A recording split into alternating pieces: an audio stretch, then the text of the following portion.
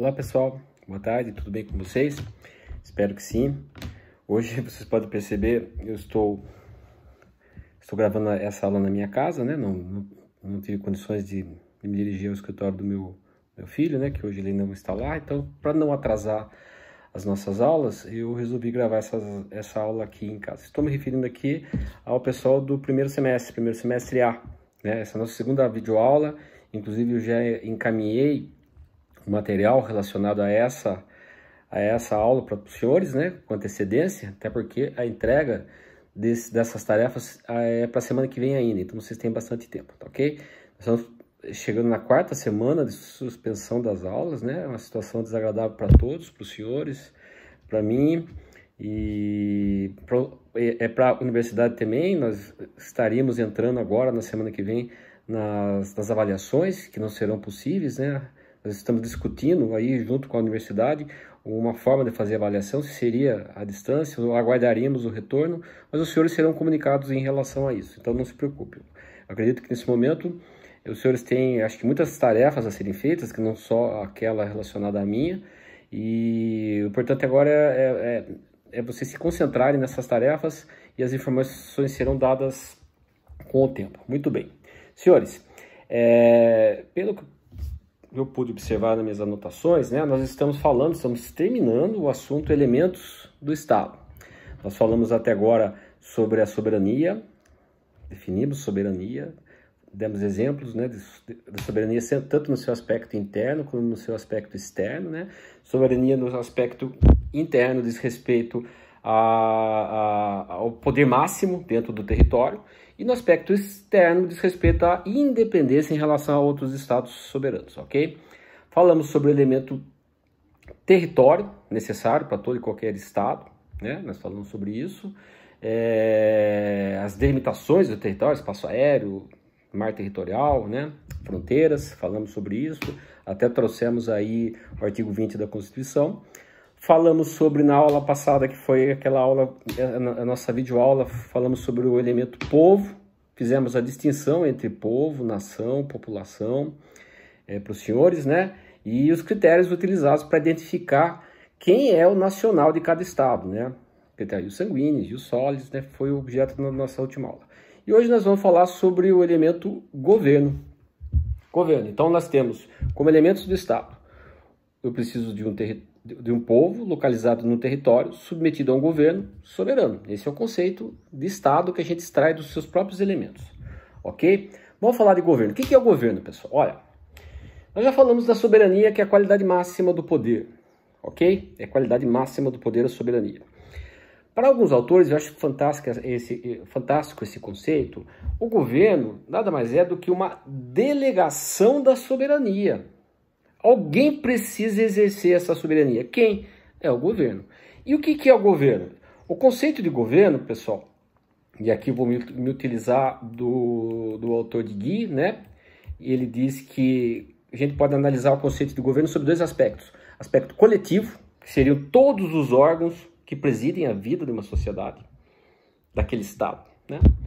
Ou apenas sobre no conceito singular, governo seria o poder executivo, ou seja, aquele órgão incumbido de exercer as funções administrativas dentro do Estado. Então, partindo dessa noção de poder executivo, vamos começar a falar um pouquinho, e é algo que vocês já, com certeza, já leram, já estudaram, já viram, que é relacionado às separações dos poderes, tá? A ideia da separação dos poderes, ela não é nova. Ela surgiu, para vocês terem uma ideia, já na época de Aristóteles. Na obra A Política, Aristóteles já falava, já idealizava o Estado com 3 poderes. Só que naquela época, ele, embora fizesse essa separação dessas funções, ele dizia que essas funções deviam ser exercidas por um soberano. E nós sabemos que a essência da separação dos poderes não é essa, não é apenas separar e deixar na mão de um só. Essa ideia de separação dos poderes começou a ser evoluída, pelo menos no plano prático, assim, para a gente ter uma data, por intermédio de Montesquieu, na sua célebre obra O Espírito das Leis. Lá ele idealizou um Estado com 3 funções distintas, separando os poderes. E qual seria a finalidade dessa separação? Exatamente a limitação do poder.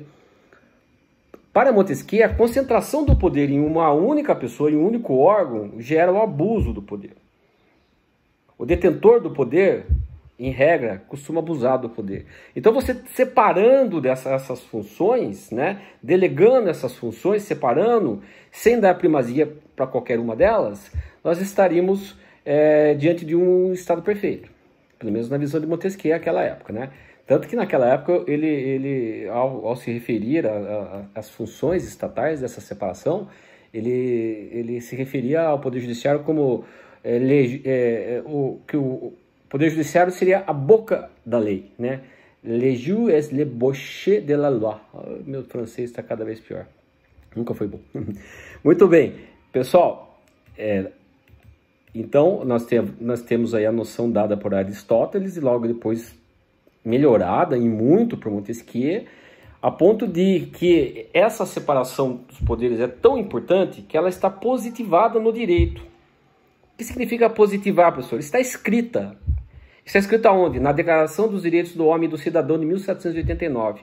O artigo 16 diz assim, pessoal, olha a importância que se dá à separação dos poderes.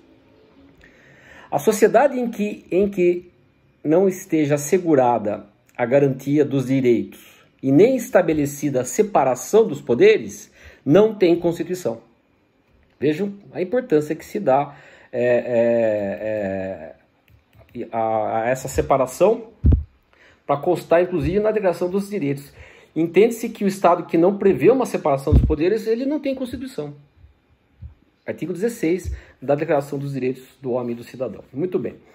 E mais modernamente, pessoal, costuma-se dizer que o termo separação dos poderes já não é mais conveniente para a gente conceituar essa situação. Para os doutrinadores mais modernos, para os constitucionalistas mais modernos, o correto é falar separação das funções estatais. Por quê? Qual a diferença? Quando você fala em separar os poderes, dá a ideia que você tem mais de um poder. A ideia é não, pessoal. Nós temos apenas um poder. E ele pertence a quem? Ao povo. Então, o correto é falar a separação das funções estatais. A separação das funções, a função judicante, a função legislativa e a função executiva, de que nós vamos falar daqui a pouco, tá bom? A esse assunto, inclusive, pessoal, os americanos chamam, a doutrina americana chama eu estou hoje usando muita linguagem internacional, os americanos chamam isso de check and balances, né? É o sistema de freios e contrapesos, né? Não existe uma primazia de um poder sobre o outro, e sim um fiscalizando o outro, cada um dentro da sua competência, tá? Existe uma autonomia, uma harmonia entre eles e uma autonomia. É muito importante que eles tenham essa autonomia para que possam desempenhar as suas funções, tá ok? Partindo para a nossa atual situação, né, a separação dos poderes, ou melhor, a separação das funções estatais estão previstas no artigo 2º da Constituição. E diz assim o artigo 2º, dentro de tudo aquilo, resumindo aquilo que nós falamos até aqui. São poderes da União, independentes e harmônicos entre si, o Legislativo, o Executivo e o Judiciário. Legislativo, Executivo e Judiciário. Muito bem. Tudo bem até aqui, pessoal? Vamos lá, vamos continuar. Diferente eu gravar aula assim, né? Falando desse jeito, eu não tenho uma lousa, mas o que tinha para hoje, pessoal.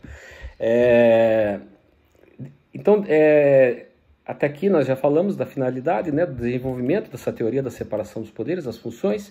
E aí, daí eu pergunto para os senhores, né? Muito bem, a separação das funções estatais. Qual é a função do Legislativo? Qual é a função do Executivo e qual é a função do Judiciário? Vocês vão responder. Professor, o Poder Legislativo, a função é legislar. Está correto. O Poder Executivo, a função é executar. Está correto. E o Judiciário, julgar? Tá, mas essa resposta eu esperaria até de um aluno de primeiro grau, né, pessoal? O que a gente espera do aluno do direito? Qual é a função do Poder Legislativo? Pessoal, cabe ao Poder Legislativo, resposta de um acadêmico de direito, a edição de regras gerais e abstratas.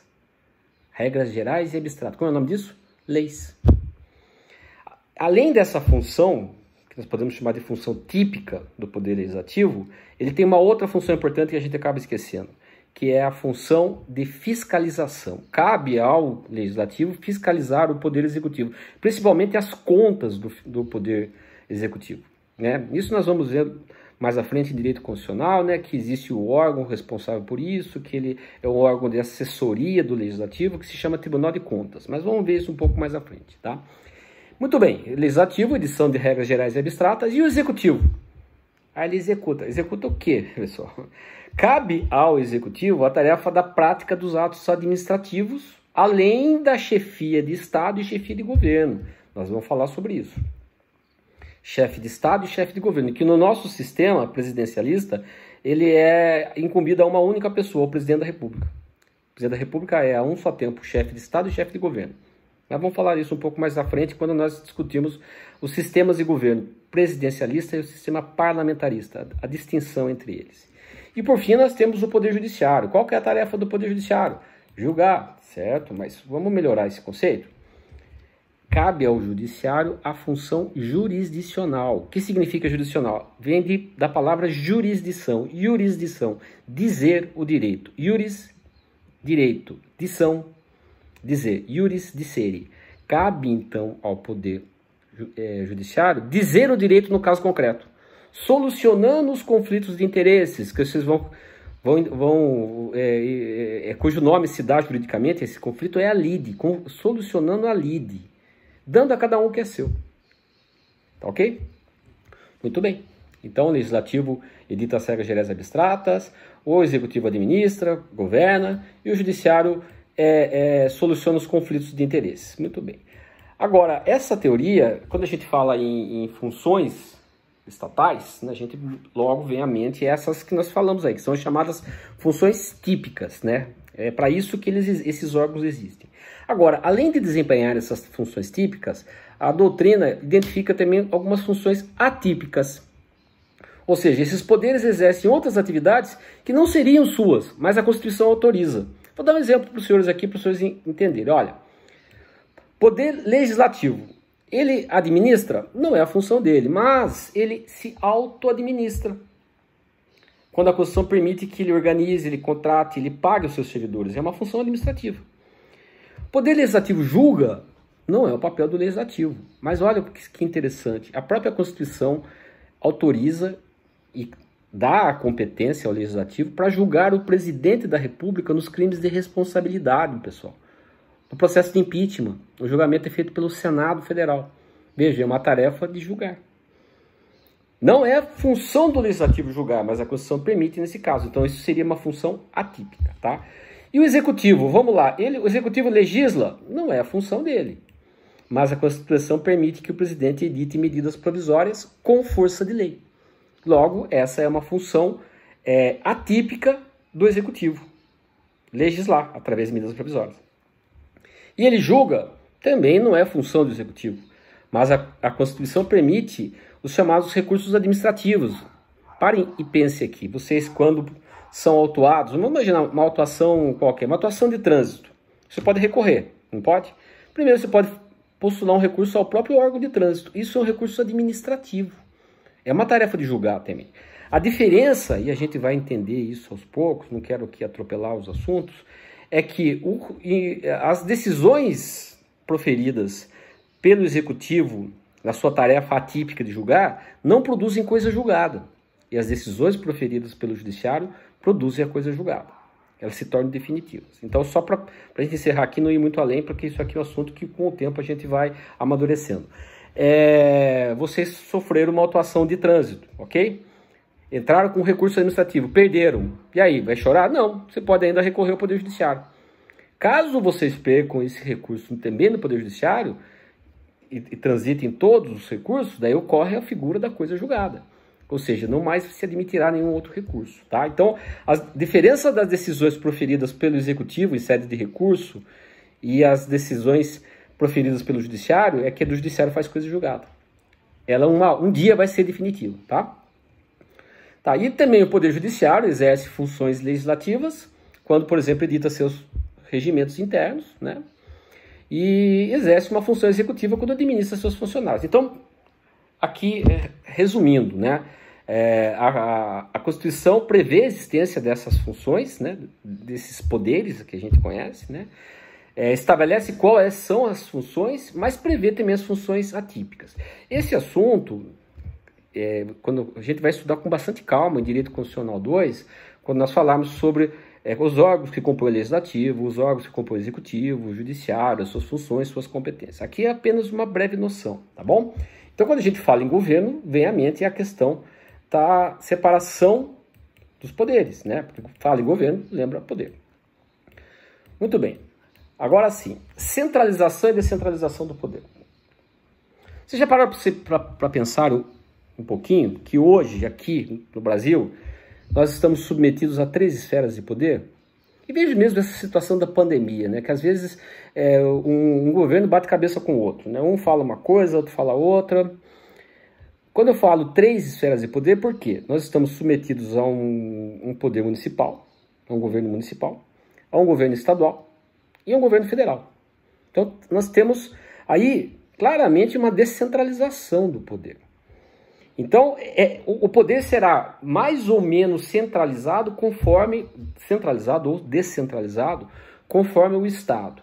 Estados continentais como o nosso, como os Estados Unidos, acabam adotando uma descentralização para facilitar a tarefa de governar, tá ok? Para dinamizar a atividade governamental, certo? E acaba também, com isso, criando um sistema de fiscalização, né? Então, para que nós tenhamos aí uma convivência pacífica desses centros de poderes, né? Há necessidade de estabelecimento de regras de descentralização, bem como a fixação de competências. Então, qual é o papel do município? Qual é a sua competência? Qual é o papel dos estados? Qual é o papel da União? E isso quem faz é a Constituição. Então, mas aqui o que eu quero que os senhores entendam, que o governo poderá ser mais ou menos descentralizado conforme o modelo de Estado. Nisso nós vamos entrar no seguinte assunto, pessoal. Nós vamos falar agora aqui sobre forma de Estado, formas de Estado, formas de governo e sistemas de governo. Formas de Estado, formas de governo e sistemas de governo. Muito bem, é muito comum confundir. Qual é a forma de Estado do Brasil? As pessoas, a República. Não, vamos esclarecer de vez isso daí. Vamos lá. Nós já falamos dos elementos do Estado, né? Povo, território, governo. Estamos falando de governo, né? Esses seriam os elementos do Estado. Quais elementos do Estado? Precisa de um povo, localizado no território, submetido a um governo soberano. Muito bem. E as formas de Estado? Pessoal, existem várias classificações aqui, tá? A forma de Estado, a gente pode definir o seguinte: é a maneira pela qual o Estado organiza o povo dentro de um território. Então, de acordo com essa organização, com a maior ou a menor descentralização de poderes, nós estaremos diante de um ou outro Estado. A classificação mais aceita e mais utilizada, que leva em conta o ponto de vista do direito público interno, é que classifica os Estados em Estado unitário e Estado federado. Estado unitário e Estado federal, tá? Muito bem, vamos defini-los, né? O que é o Estado unitário, ou também conhecido como Estado simples, né? De maneira simples, até dentro do próprio nome.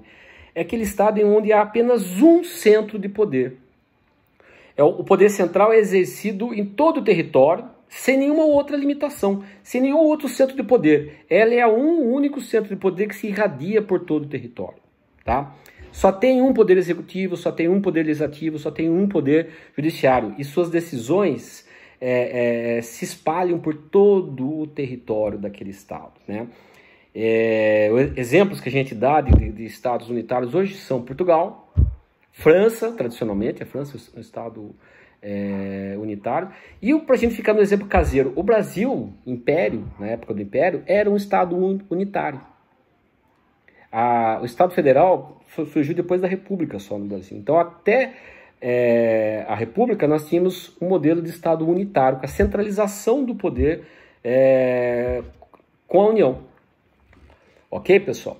União, nem se falava em União, né? Nós falávamos, havia um único centro de poder no Brasil naquela época do Império, tá bom? E aí, uma observação importante, pessoal, olha, o fato de determinado estado ser unitário não significa que ele não possa descentralizar. Olha, é possível, por exemplo, um estado unitário ser dividido em municípios, em distritos, em comunas, né? Só que essa divisão não confere a esse ente descentralizado a autonomia. Eles estão submetidos ao poder central.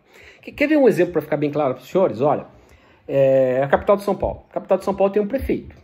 O prefeito que foi eleito, é o representante daquele município, né?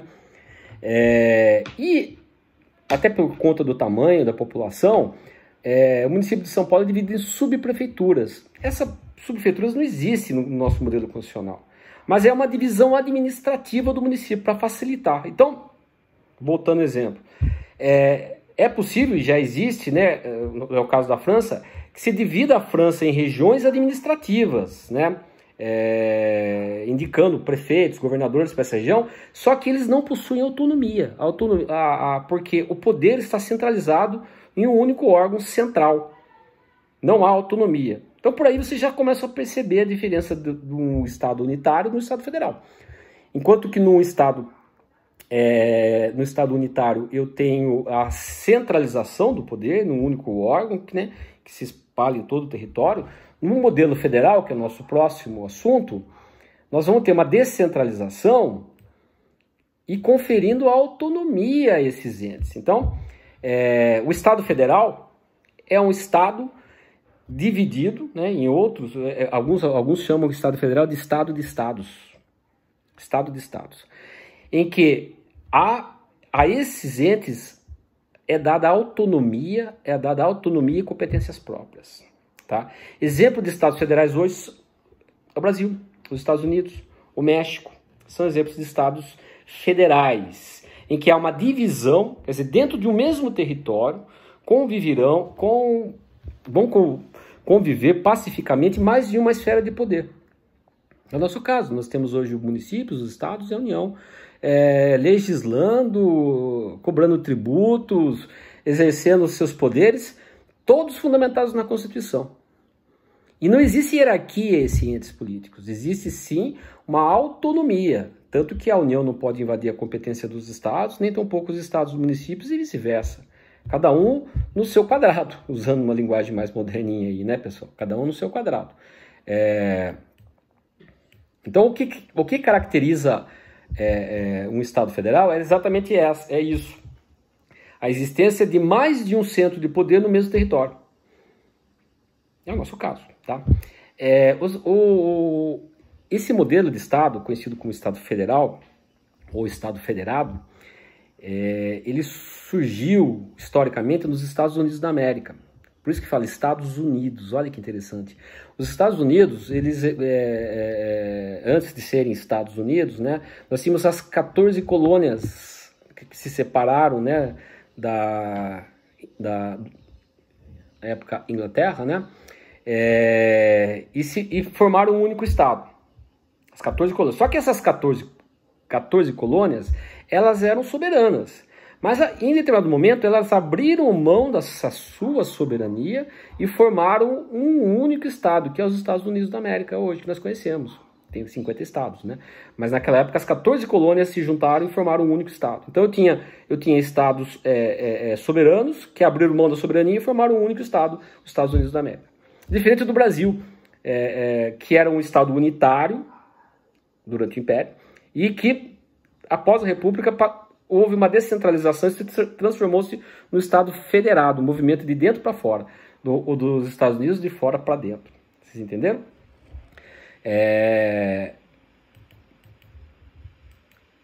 Aqui, inclusive, tem um conceito legal do Estado Federal, do professor Pinto Ferreira, que fala: o Estado Federal é uma organização formada sobre a base de uma repartição de competências entre o governo nacional e os governos estaduais.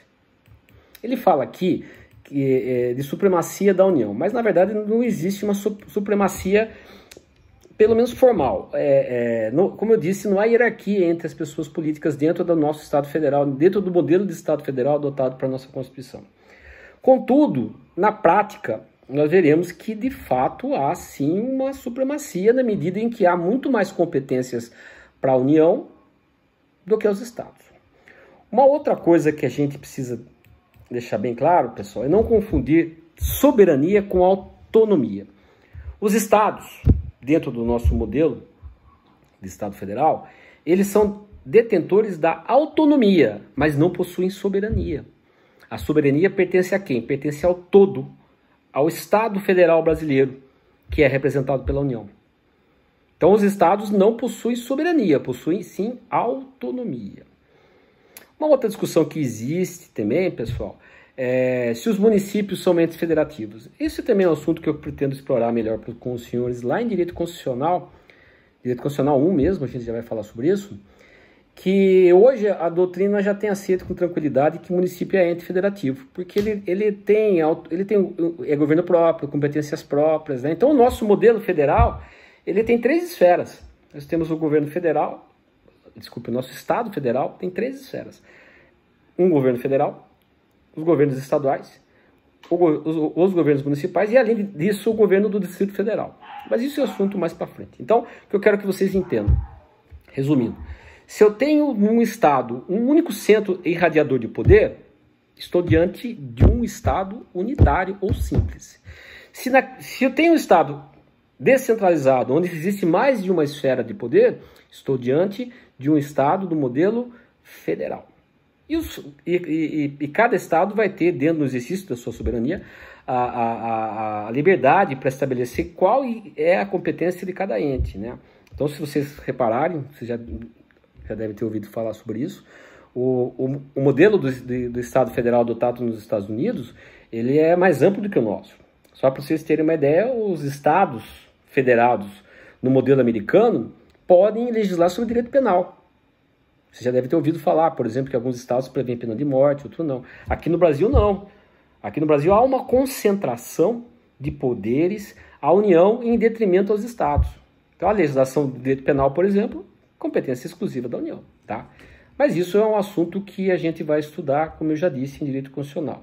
Aqui importa-nos apenas agora a distinção do que é um Estado unitário do que é um Estado, Estado unitário e Estado federal. Nós vemos o conceito. E aproveitando, dando uma surfada aqui agora em direito internacional, pergunto para os senhores, já sabemos qual é o conceito de Estado federal, de federação, ok? Que é a união de estados formando um único estado, né? E confederação, pessoal? O que é confederação, pessoal?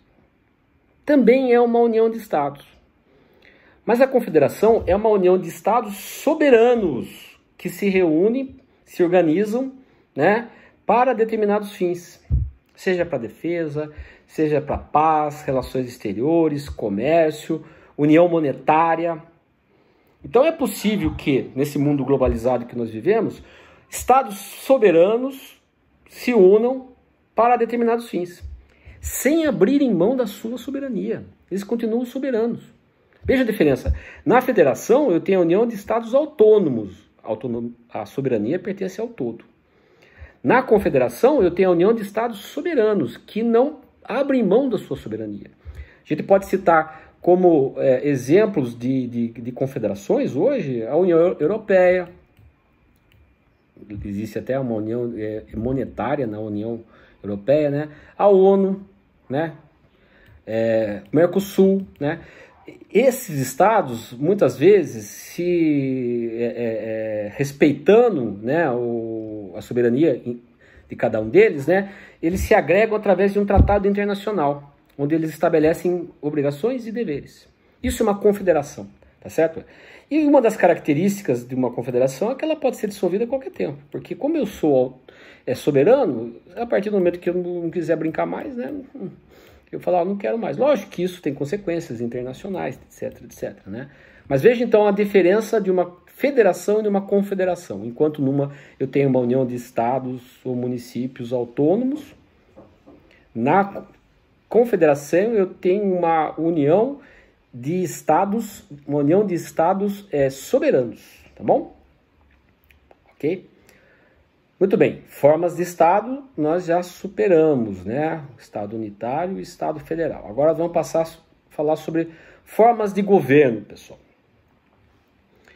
Formas de governo. Olha, pessoal, tem uma classificação que é tradicional aqui, que diz que os governos podem ser seguidos em monarquia, aristocracia e democracia.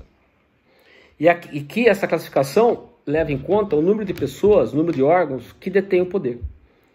Então, é até fácil a gente usar esse conceito para a gente separar a diferença de um entre o outro. Então, por essa classificação, e levando em conta o número de pessoas ou órgãos que a quem se atribui o poder, uma monarquia é o governo de um só. Monarquia é governo de um só. A aristocracia é governo de poucos. E a democracia é governo da maioria. Fácil assim, né? Então, se perguntar na própria pessoa, o que é democracia, pessoal? Não é fácil dar um conceito de democracia, pessoal. A gente até sabe o que é uma democracia, mas dá um conceito, né? Alguns autores falam que trata-se de um conceito histórico, né? Trata-se de um valor, mais um valor fim do que um conceito. Basicamente, a gente ouve falar de democracia quando o conceito que nós ouvimos é de que é o regime de governo de que o poder de tomar as decisões está com os cidadãos, direta ou indiretamente. Isso é democracia. Inclusive, alguns falam que democracia é o governo em que o poder é o número. Aqui me referindo à maioria necessária, né? E uma democracia pode conviver tanto num sistema de governo presidencialista, que é o nosso atualmente, como num sistema parlamentarista. E também é possível a democracia num sistema republicano ou monárquico. Mas, professor, monarquia e democracia não são coisas distintas? Não, porque alguém vai dizer, por exemplo, que o Reino Unido não é uma democracia, embora tenha um rei. Então, a democracia pode conviver tanto no sistema republicano como no sistema monárquico, tá?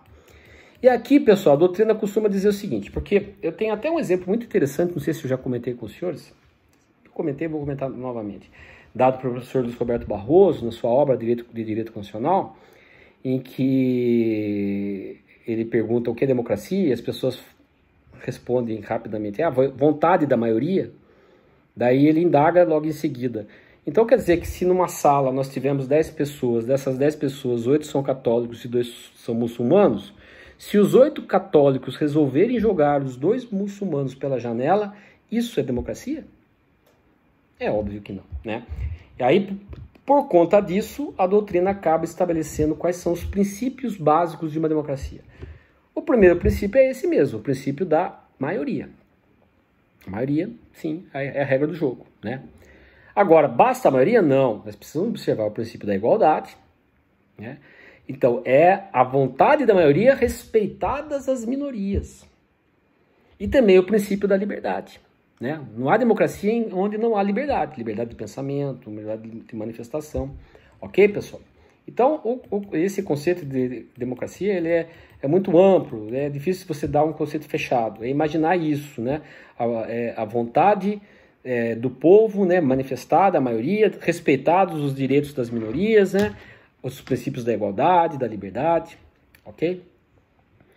E ainda dentro de democracia, pessoal, a doutrina também divide os tipos de democracia, né? E esses tipos de democracia têm por finalidade alcançar o ideal em coincidir o máximo possível a vontade do povo com a vontade do governante. Então, tanto melhor será o modelo democrático naquele em que você consegue coincidir. E às vezes é difícil, né, pessoal? Que a vontade do povo seja a mesma do que a vontade do governo. Por conta disso, pessoal, nós temos 3 tipos de democracia. A chamada democracia direta, democracia indireta e a chamada democracia semidireta ou participativa. Vamos lá, vamos conceituar cada uma delas. Democracia direta, pessoal. Essa é uma mera reminiscência histórica, uma vez que é muito rara, dificilmente é alcançável nos dias atuais, tendo em vista o crescimento populacional. Democracia direta ou democracia pura é aquela em que o povo é consultado diretamente para cada decisão política. Então, o exemplo mais conhecido desse tipo de democracia é Atenas, a Grécia Antiga, né? Em que o povo era chamado à praça. E povo não era todo mundo, né? Estavam excluídos os estrangeiros, as mulheres, né? Os escravos. Mas eles eram chamados para tomar as decisões. Essa chamada democracia direta, muito difícil nos dias atuais. Nós temos também outra forma, essa é a mais usual, é a chamada democracia indireta. É aquela em que o povo é governado por intermédio de representantes ou representante eleito para esse fim. Então nós escolhemos pessoas que vão nos representar. Por isso a democracia chamada também de democracia representativa. E aí essa democracia ela tem duas formas, né? A democracia representativa tradicional e a democracia representativa por partidos, que é o nosso modelo, tá? E por fim nós temos a chamada democracia semidireta ou participativa. Essa aqui, pessoal, que eu já vou até antecipar, é o nosso modelo, né? Ela é o seguinte, nós temos como regra que as decisões políticas são tomadas por representantes eleitos, né? Os deputados, os prefeitos, os governadores, eles são eles que vão tomar as decisões políticas, ok? Mas a nossa Constituição permite, em alguns momentos, que o próprio povo tome as decisões políticas. Participe diretamente das decisões políticas.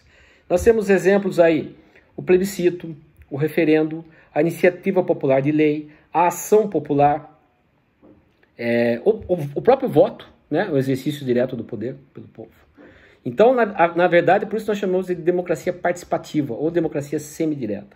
As decisões são tomadas, em sua maioria, pelos representantes, mas existem instrumentos de participação direta do povo, tá? Ok? E no que diz respeito à nossa democracia, que é participativa, também a nossa democracia, ela prevê também a existência dos chamados partidos políticos. Lá no artigo 17 da Constituição, dá uma olhada lá, pessoal, vale a pena. Os partidos políticos nada mais são do que agremiações, né? Agremiações de pessoas, óbvio, que se reúnem, que buscam, através de suas ideologias, de seus ideais, né? Chegar ao poder, né? E com isso, exercitar seu plano de governo, né? Hoje ninguém pode ser candidato a um cargo eletivo se não for filiado a algum partido, né? Seja em qualquer esfera, no executivo ou legislativo. Lembrando que os integrantes do judiciário não são eleitos, né? O processo é meritório, através de concursos, exceção dos tribunais superiores, né? Que é a indicação política, mas isso, como eu disse, nós vamos falar um pouco mais à frente, senão a gente começa a entrar muito em matéria de direito constitucional específica, tá? Então a nossa democracia, para alguns, é uma democracia de partidos.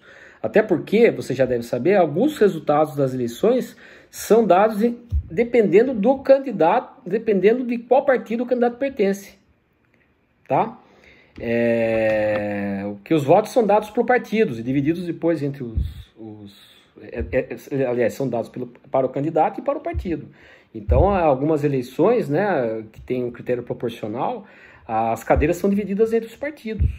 Mas isso também veremos um pouco mais à frente, tá? Então, vivemos numa democracia participativa de partidos no nosso modelo atual, tá? Deixa eu ver se tem mais alguma coisa. Partidos políticos, representatividade. Uma crítica que se faz desse modelo representativo nosso atual, pessoal, só para a gente encerrar aqui, para não ficar muito extensa essa aula, estou dando quase 40 minutos e fica maçante. Uma crítica que se faz é aquela que depois que você elege um candidato e se amanhã ou depois ele não atende às suas expectativas, você vai ter chance apenas de corrigir seu erro daqui a 4 anos, né?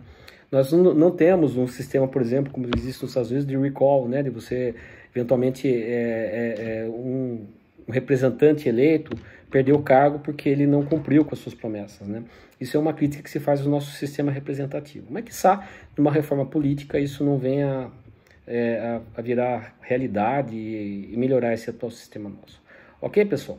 Então, aqui, ó, faltou eu falar apenas sobre sistemas de governo, mas na próxima aula eu falo.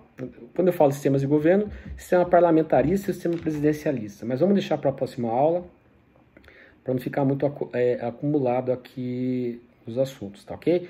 Pessoal, eu já passei para os senhores, né, as tarefas relacionadas aí a esse assunto, né? Que são perguntas, né? E afirmações para vocês assinalarem verdadeiro ou falso.